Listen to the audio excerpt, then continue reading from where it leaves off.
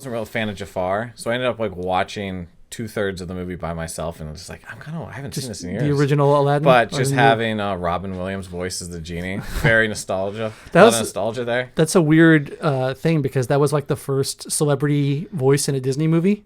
Oh, was it really? Yeah, and he only agreed to do it on the condition that they wouldn't use his name in the marketing. So they said you can't market it as like Robin Williams in Aladdin. I think they did anyway, but he agreed to do it on the condition that they didn't. And then after that, it's like every movie has a big celebrity guest star.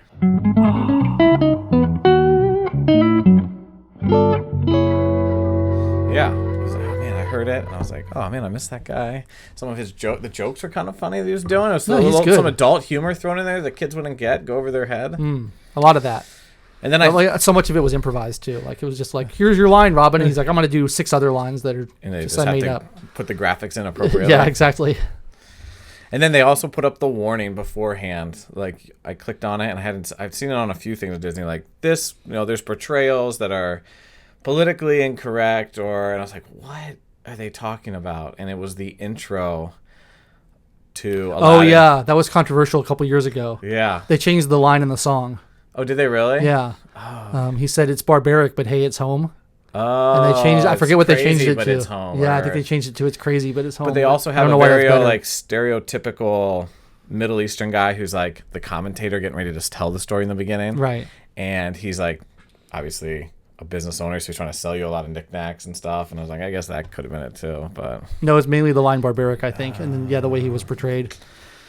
Interesting. It kind of. You can't win with these movies. It kind of ticks me off when they put it up. Like, why can't people just think for themselves? They complained about like not having representation in Disney princesses, but like the last 6 or 7 Disney princesses were all not white. Yeah. You had the Arabic one in Aladdin, and you had the Mulan, and you had Pocahontas, and you had the Princess and the Frog, which is actually pretty pop. My kids like that one. They dig that one. No, I think it's pretty good. So, but Trey's laughing it up over here. Look at him go. Just our random tangent I take us on, whatever's on top of my head. Yep. Well, it's our Halloween episode. The last episode we're going to air before Halloween, so I wanted to dress appropriately for it. I was looking for some costumes. The only thing I could find was a Mr. Potato Head costume. My wife made us to do our family outfit. I was like, I don't know if I'm going to wear Mr. Potato Head right now. I don't know if that's too scary. Because we had the kids as the little green aliens, and me and her were Mr. and Mrs. Potato Head. Oh, from Toy Story. Yeah, Toy Story. Okay. Yeah, little Toy Story. I guess that's how people know Mr. Potato Head now is from Toy Story, not from the actual toy. Oh, yeah. I think that's how the kids do. Yeah. I remember when we were really little, that was like the fad toy, one of the fad toys. Yeah, I played with it when I was a kid. And before that, it was actually just pieces you put in a real potato, like way back when. Exactly. Before us. No, that's what gave them the inspiration for the toy. Is like, we should make this out of plastic and sell it to people. People are getting away with playing without having to spend money on toys. They're just figuring it out on their own. We can't let that happen. It's like when you see boxed like charades, like buy charades. Like, you don't need to buy charades. You can just play charades. It's ridiculous. There's no parts to charades. But it's fun to get the official box. You think so? I'm a big marketing can get me, especially when I buy liquor. I usually pick the coolest bottle. Oh, well, speaking of cool bottles of liquor, I brought some absinthe today. I figured it's the most Halloween of the liquors to drink. So the first time I had absinthe was last November in New Orleans, on Bourbon Street, New Orleans, the proper New Orleans. New Orleans, on Bourbon Street it was like one of the oldest bars there. And they dropped they lit this little cube of sugar and dropped it in. Yeah, that's the right way to do it. I'm just pouring a little because this is like 70% alcohol. Yeah, it was pretty strong too. I was alone in Bourbon Street for a night, waiting for the rest of my coworkers to show up at my day job, and decided to go around and just meet interesting people, and I did. I bet you did. I describe it as an acquired taste. Cheers. Cheers, sir.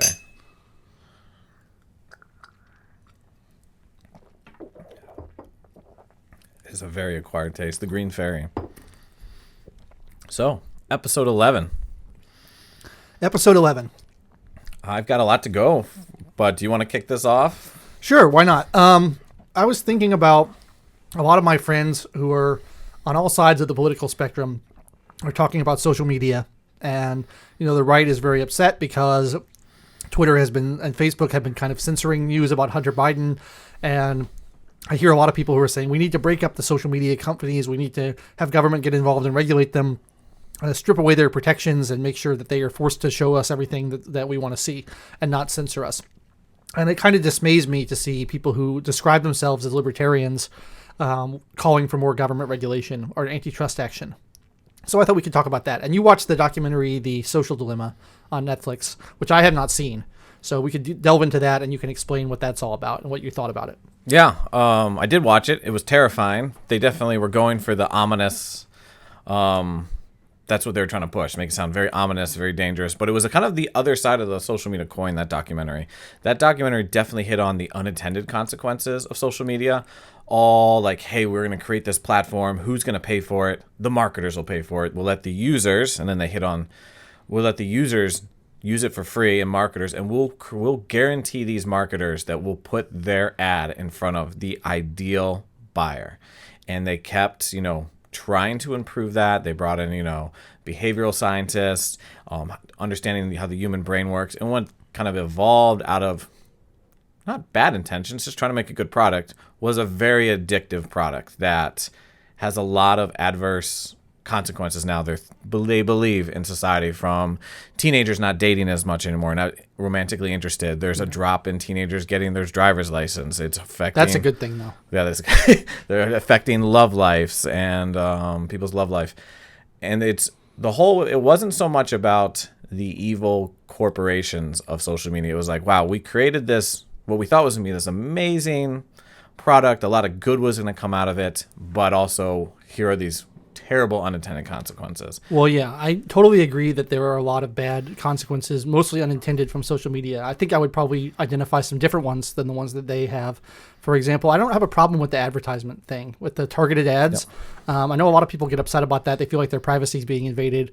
I don't buy it. Like, I know when I use Facebook, they're collecting my data. I kind of agree to that when I sign up for it. And then I get a lot of ads for things I want to buy, which is good. Like, a lot of people hate advertising because they're tricking you into buying things and spending money. And I'm like, but you're buying things that you want, and it makes your life better, and it makes you happier for buying them. And so, like, I've gotten to the point where all my ads on Facebook are for things I want. And every time I see one, I'm like, oh, that's interesting. I didn't know that existed. Maybe I'll buy that. I'd rather have that than have ads for things that I'm never going to buy or use. I think that's more informative and more good. So I don't really have a problem with that. I don't drive anyway, so I don't care if people don't get their driver's licenses. People are worried about safety. Hey, there's a ton of road accidents that kill people every year. Let's cut down on that. I'm fine with that. I do think that the way that it trains us to think is very harmful, because I think the people get addicted to like the like cultivation, getting clicks and views, trying to get likes. And so I think it's pushed everything to become more political, and I think it's pushed everything to become more sensational.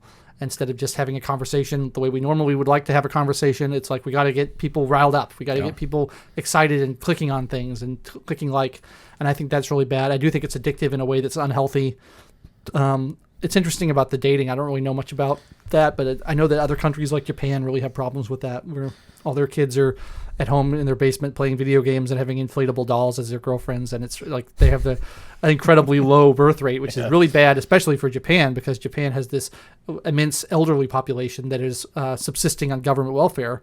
And who pays for the government welfare? It's the young people. And if there's no young people to pay for government welfare, all the old people are screwed.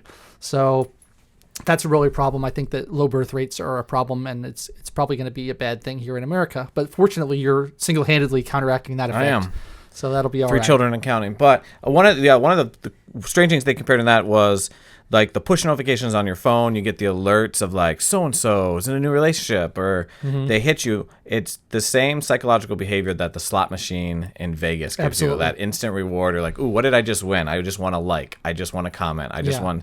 So it keeps drawing you back. And their overall goal or measuring stick is how long can we keep people on our platform? So I get the terrifying things every Sunday. My phone tells me what my average screen time was. Oh yeah, mine is really high, but it's mainly because of YouTube, not because of Facebook. Yeah, and sometimes I let my kids, watch Disney Plus on my phone. Sometimes when I'm like, Dad's on the phone, right. So that affects it. But every week I try to beat last week, trying to get it down. Oh, put it down. I thought you meant get it up. No, I was like, yeah, Twitter is particularly bad for this with like the rage porn stuff. That stuff really bothers me. It's like it's training everybody to be hyper offended by everything and sensationalized by everything.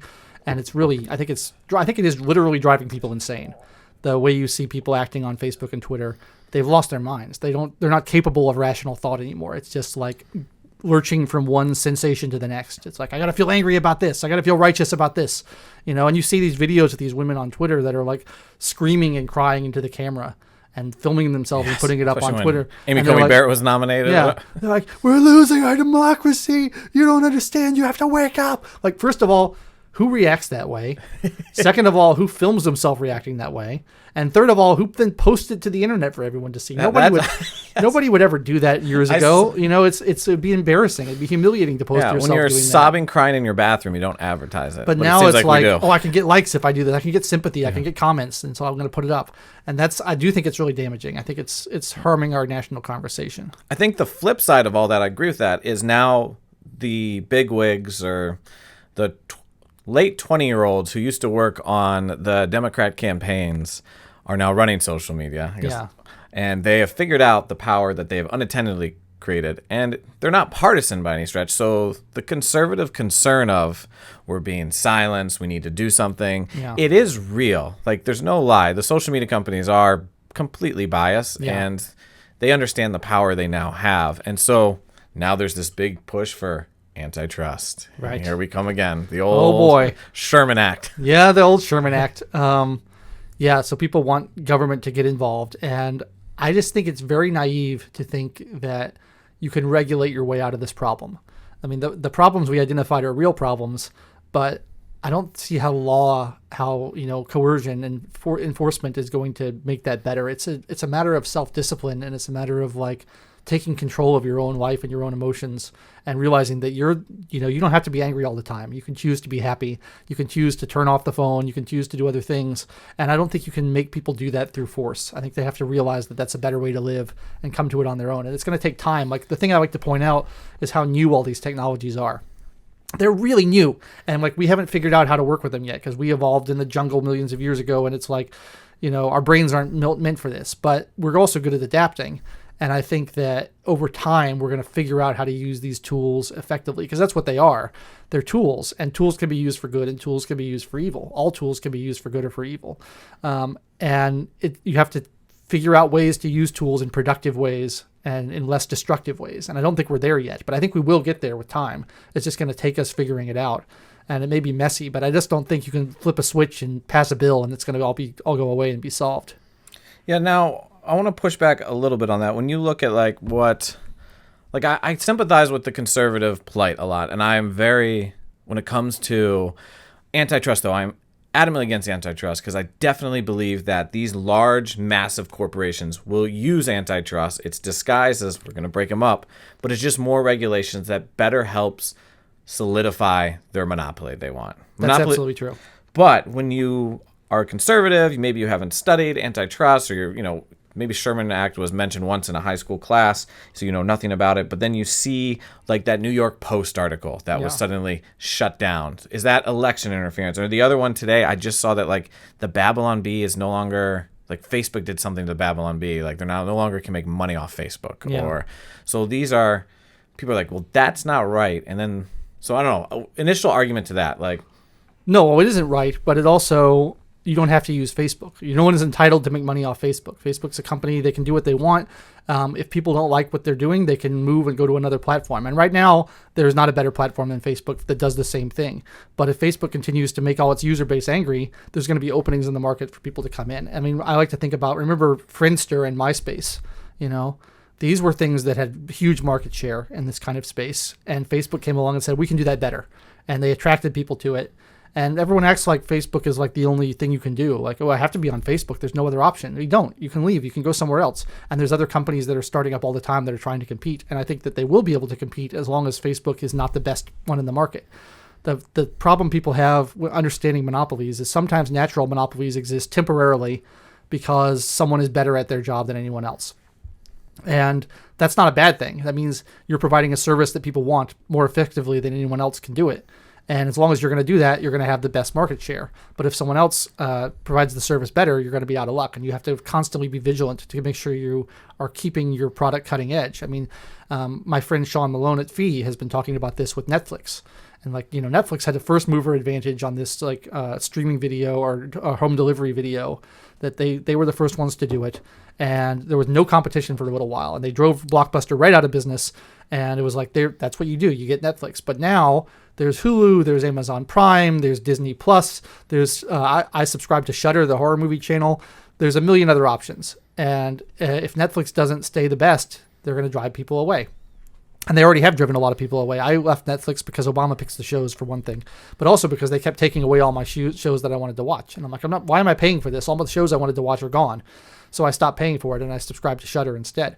And so these monopolies are very ephemeral. They don't last very long, and people will come in and find a better way of doing business.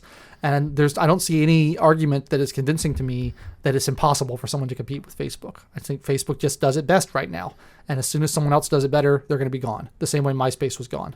Do you think, or what do you think of the argument that we should treat these social media platforms like utilities? I don't know too much about that argument. I've heard it a few times, like, since it's used for business. Someone will say, like, imagine you're on the phone with, we're on the phone, and I'm saying, hey, did you see that New York Post article about Hunter Biden? And then Verizon doesn't like what I'm saying to you, and they cut off our conversation. Right. Is that a fair comparison to social media stifling that conversation? I think Verizon would very rapidly go out of business if they did that. But there's also a problem with state-created monopolies on these things, with the utilities. The problem with utilities, like when they tried to regulate the internet as a utility, if you read the legislation and what utilities are, they're basically government-run businesses. You know, the government has an immense amount of control over what they can do and how they're run, and they can shut down competition. The reason that there's no competition for cable providers is because of local and state government regulations, where they're giving exclusive rights to certain companies, and no other companies can come in and compete. That doesn't exist with websites. You know, a Facebook doesn't have any exclusive government-granted rights to have users that other sites can't have. Any website can start. I could start a website tomorrow and say, hey, come join my website. It's better than Facebook. No one could stop me from doing that. And the startup costs are pretty low, because it doesn't cost very much to build a website. I mean, I'm sure the infrastructure and building one as big and as complicated as Facebook is expensive, but it's nothing compared to like running a cable provider service. So I don't think it's entirely a fair analogy. But also, I think, you know, if there's legitimate competition in a market, anyone who tries to act that badly is quickly going to lose customers to the competition. And so I don't think it's a good idea. I did study antitrust economics in grad school, and I, walked away from the class more convinced than ever that it's a thorny, problematic area of law, because it's so vague and it can be so easily abused, as you point out, to stifle competition. It's not just monopolies being broken up. It's also prohibitions on bundling, where you can't put two products together. The most famous antitrust case was Microsoft tried to bundle Internet Explorer with their operating system. And they said, you can't do that because we want to give extra power to Netscape, which is sold separately. No one's going to buy Netscape for $50 if they get Internet Explorer bundled free on Windows. That would have helped out the average consumer. It would have helped out the average consumer immensely, because now they don't have to spend $50 on Netscape. They can just get the thing that comes out with their operating system. But so it's a real problem. And the real sticking point for me, I think, on antitrust economics is market definition. Because what is a monopoly? Monopoly is defined as one company has 100% market share in a market. But what's the market? The market is arbitrary. It can be defined as anything. I like to use like beverages as an example for the market. Okay. Coca-Cola has a monopoly on Coca-Cola. No other company can sell Coca-Cola besides Coca-Cola. But Coca-Cola doesn't have a monopoly on cola. It doesn't have a monopoly on soda. It doesn't have a monopoly on soft drinks. And it certainly doesn't have a monopoly on drinks. So depending on whether you define the market as Coca-Cola, cola, soda, soft drinks, or drinks, the market share of Coca-Cola changes dramatically from 100% to almost nothing. And, so how do you decide whether something's a monopoly? It's ultimately a judgment call that some politician has to make. And I think that's really dangerous. Yeah, and monopolies, I don't know if there's an example of a long-term natural monopoly that ever existed. It's a more blackboard economics, sit in the class, but every monopoly had somehow a great lobbyist that went and got a carve-out from government that blocked the competition. I want to read you this one thing. I sent you this article. We were texting about the article. I found it. It's actually written by Daniel McCarthy, he is at Modern Age, which is a very old journal. Right. This is what I am on the Intercollegiate Studies Institute website, and the title of the article is "Why Not Anarchy?" And Daniel fancies himself somewhere between conservative and libertarian, but I found the article interesting, and basically what he was bringing up was the idea that every time a problem arises in society that conservatives, we always want to stop. We turn to government. and it doesn't seem to be working. But he gets it. But he's not saying this is what we need to do, but he's raising the question. He's basically, the article is, what can conservatives learn from anarchy? Right. But then he does write this that kind of cuts through my classically liberal heart. It kind of stings it a little bit, because I am the person that always says, we can stop, we can unsubscribe, we can just, pull out, create our own system. We don't need government to intervene. So, but I want to read yours. I'd love to get your response to this. Sure. And he's talking about, essentially social media and universities, anything the progressive, I don't want to say liberal, I'm a liberal, progressive left has control over. So here it is. This new moral dictatorship is so far mostly enforced through private authority by corporations, Twitter mobs, and vigilante activists who trawl through 18-year-old social media history for evidence of blasphemies that might be the grounds for getting their college admissions revoked. A classical liberal might lament all this, but believing as he does that private institutions are free to be as repressive as they like, as long as no coercion by the state is involved. The only remedies he is prepared to entertain are along the lines of consumer complaints. He is going to politely ask that private institution stop demanding conformity to theocratic progressivism, and he may even stop buying some products if Facebook or Amazon or Google does not behave more nicely. He will stop donating to Harvard University if his alma mater does not respect academic freedom, and Harvard's $40 billion endowment will surely suffer for the loss of those thousands. I mean, my take is, in this age, the progressive left is on an attack. Yes. And the classical liberals' only response is we'll just unsubscribe. And is there a libertarian case for being more confrontational, or do the conservatives have a case to make there? Well, yeah, I think that we could definitely be more confrontational, and I think we could confront these ideas head on, but I think the problem with suggesting government solutions to these problems is you're assuming the government is going to come down on your side and not the other side. And if you feel like the culture has turned so far against you, that all the culture is against you, all the corporations are against you, all the media is against you, all the Hollywood is against you, why do you think the government's going to be for you? If you give one centralized authority the power, it's just as likely that they're going to be on the other side and rule against you, which is why I think devolving power to the local level as much as possible is better, because there doesn't have to be one solution for everybody. The Silicon Valley types who want to run, be cultural fascists and say, this is what you have to do, they can live over here and they can do that to their communities. And then we can live over here in our little classical liberal enclave and say, we don't do that here. You're not welcome or whatever.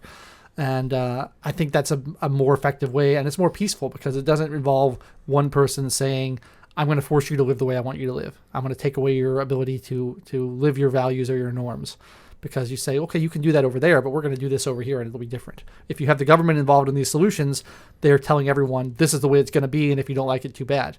And I think that's why politics has become so polarized and so hostile, is because everybody knows what's at stake.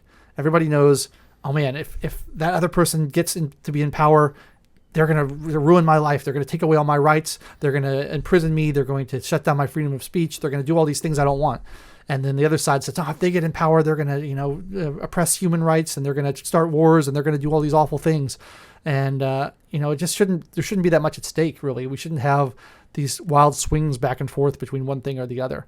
And I understand the concern that if you don't have a government there protecting minority rights, you're kind of at the mercy of the mob. I think that's a real concern. But I just don't know why the government, what stops the government from becoming the mob itself and from becoming an enforcement arm of the mob. And I think, the Constitution really hasn't done it. It hasn't been effective at stopping the government from doing that, because we are losing a lot of our rights that are in the Constitution. A lot of it is ignored. And I just feel like there's this naivete on the part of conservatives where they think, yeah, but if we'll just let government solve it and they'll shut down all these evil liberals. Well, what if the evil liberals are in government? And it's the same thing with the liberals thinking, once we get in control, everything's going to be fine. And they never counted on Donald Trump winning the presidency. And now Donald Trump's president and everyone's freaking out. And they're like, he's destroying America. Well, you're the ones who wanted the president to have this much power in the first place. So what did you think was going to happen? You thought you were going to be in charge forever? Yeah. And I feel conservatives, which he makes, I encourage everyone to check out that article. I thought it's a very thought-provoking piece. But conservatives lament all these institutions that are eroded. And then they constantly turn to government to save these institutions. But all you see is more erosion of whatever they're looking to save. The family, the school system, values. And at a certain point, the conservatives have to stop and look and be like, maybe we should not be turning to government every time we're mad at the other side. Well, this is what I say about like the cultural appropriation debate and also the immigration debate, because the conservatives are worried that the immigrants are going to come in and ruin our American culture with their horrible South American culture or whatever, and then all the liberals are saying you're going to take our culture and you're going to pervert it by you're not really part of our culture, you shouldn't be allowed to use it. And I always say, well, culture is not something you have a right to. Culture is not really even a thing. Culture is an action. Culture is things that we do together. That's to kind of paraphrase that old quote, that government is what things we do together, which I think is Barney Frank. That sounds... But culture is things, it really should be a verb. It's things you do.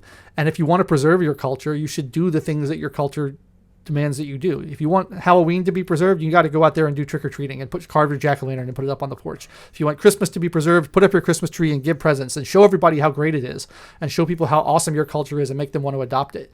And that you can't protect a culture through legislation. It just can't be done. It's got to be something that people affirmatively do and celebrate and lead by example and show that this is the right way to live. And I think that's the mistake conservatives are making. They're like meekly sitting in the corner going, oh no, our culture is being eroded by these leftists. Well, you need to fight for your culture as rabidly as they fight for their culture. You need to show up and say, this is how we live our lives. These are the values we hold. These are the morals we hold, and we're living them. And everyone can see how great they are and how well they work. And then if people see that, they're going to want to adopt that culture. They're not going to want to destroy it.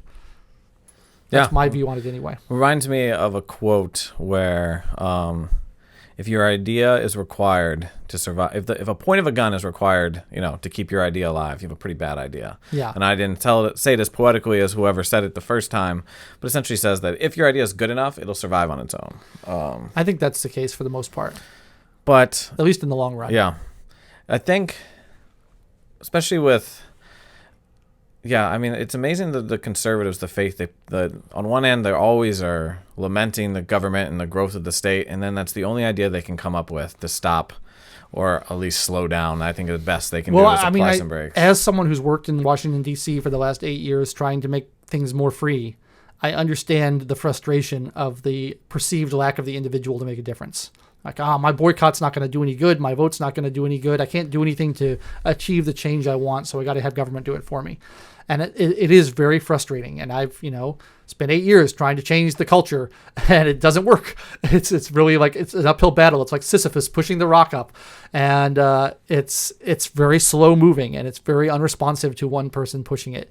But that's how things change over time. It's through mass movements and through people putting their ideas out there and trying to figure out a way to show that their ideas are better than other people's ideas.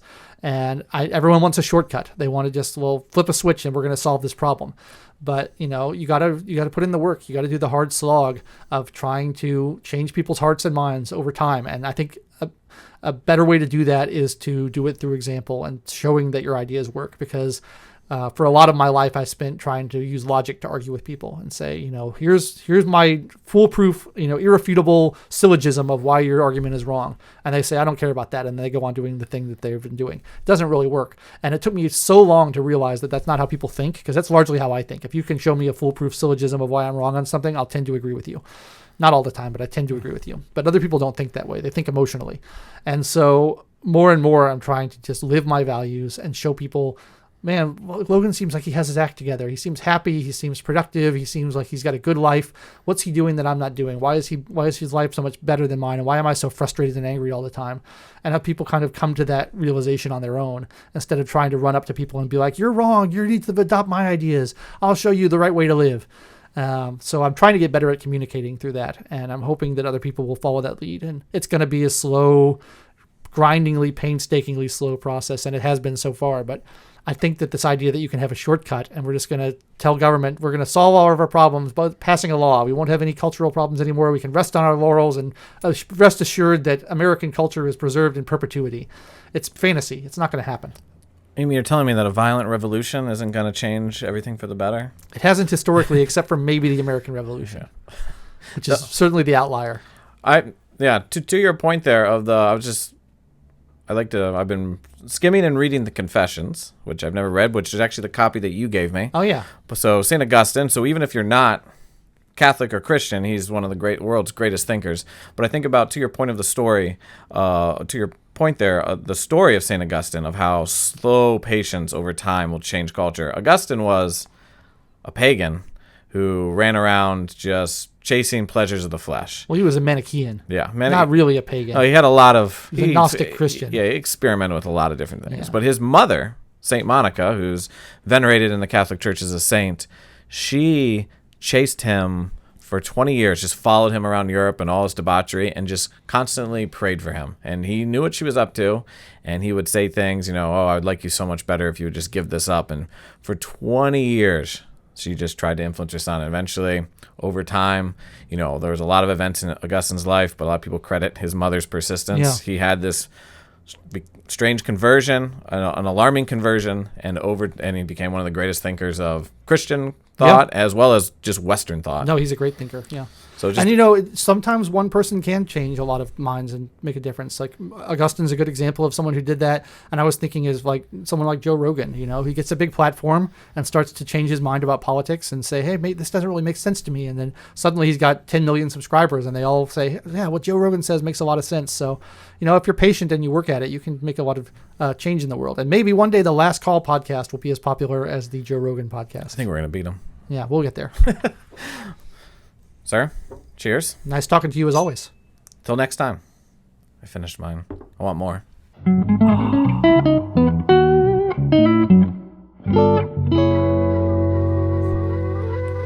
Help yourself. Not a huge absinthe guy. All right, we can take a pause here. We can keep going. How was that, Trey? That's good. How many minutes was that? Probably like 30. That might be the first time we hit 30. Oh, Cool. okay. Yeah. I started rolling once you started talking about Halloween. I felt like it was around 30. That's why I called it. That was fun. That was good. See anyone's butt.